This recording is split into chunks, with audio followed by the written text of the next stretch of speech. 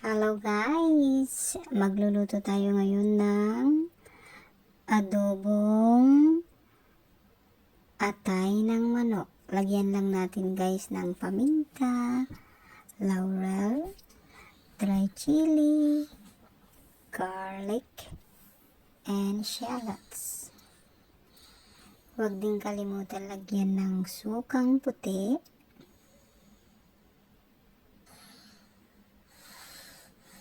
at hindi pwedeng mawawala ang silver swan soy sauce at saka oyster sauce, at saka lagyan din natin ng asukal guys para mabalanse yung lasa.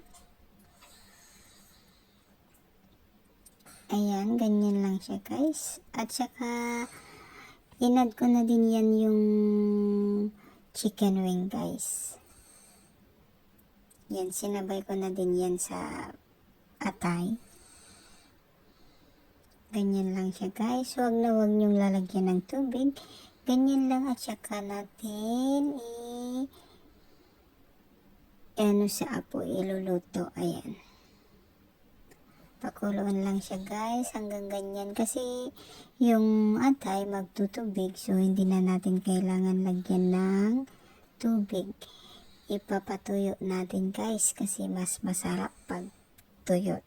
Medyo tuyot-tuyot. Ayan na guys. Yan na, naluto na. Madali lang guys kasi ito yung ganyan lang yung way ko para sa pag-adobo. Simple lang, mabilis at malasa. Enjoy guys!